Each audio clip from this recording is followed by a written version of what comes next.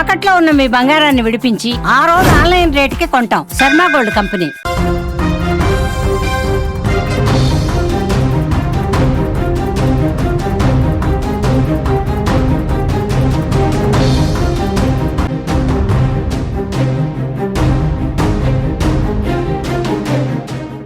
ఆంధ్రప్రదేశ్ రాజకీయాలను హీటెక్కించే వార్త ఇదని చెప్పుకోవచ్చు.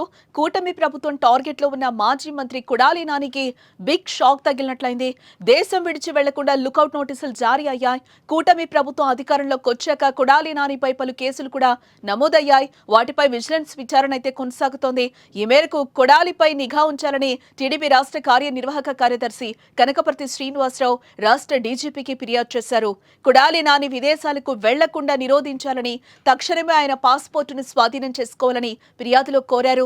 టీడీపీ ఫిర్యాదును పరిగణలోనికి తీసుకున్న ఉన్నతాధికారుల ఆదేశాల మేరకు కొడాలి నానిపై కృష్ణా జిల్లా ఎస్పీ గంగాధర్ లుకౌట్ నోటీసులు జారీ చేసినట్లుగా తెలుస్తోంది. ఈ మేరకు విమానాశ్రయాలు, ఓడరేవులు, ఇతర సరిహద్దు చెక్ పోస్టులకు సర్క్యులర్ జారీ చేశారు. కొడాలి నాని అమెరికా వెళ్లకుండా ఆయన పాస్పోర్ట్ సీజ్ చేయాలని కూడా కోరారు. దీనిపై కృష్ణా జిల్లా ఎస్పీ ఆర్ గంగాధర్ రావు ప్రస్తుతం పరిశీలన చేస్తున్నట్లుగా సమాచారం. కొడాలి నానికి రాష్ట్రంలో పాస్పోర్టు లేనట్లుగా సమాచారం. అయితే హైదరాబాద్ చిరునామాతో పాస్పోర్ట్ ను పొంది ఉంటారని అనుమానిస్తున్నారు.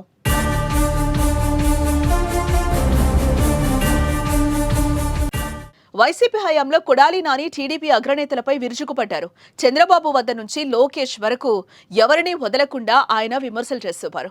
వ్యక్తిగత దూషణలకు కూడా దిగారు. అప్పట్లో కొడాలి చేసిన వ్యాఖ్యలు సంచలనమే సృష్టించాయి. అప్పట్లో కొడాలికి నారా లోకేష్ వార్నింగ్ కూడా ఇచ్చారు.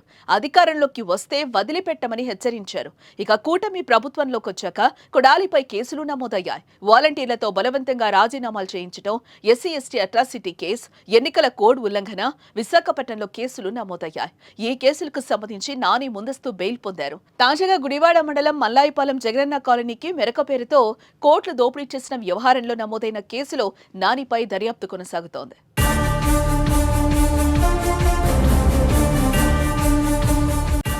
ఇదే సమయంలో కొడాలి నాని ఆరోగ్యం ఇటీవల క్షీణించింది. మొదట హైదరాబాద్లోని ప్రైవేట్ ఆసుపత్రిలో చేరారు. ఆ తర్వాత మెరుగైన వైద్యం కోసం కొడాలి నానిని అంబులెన్స్ లో ముంబైకి తరలించారు.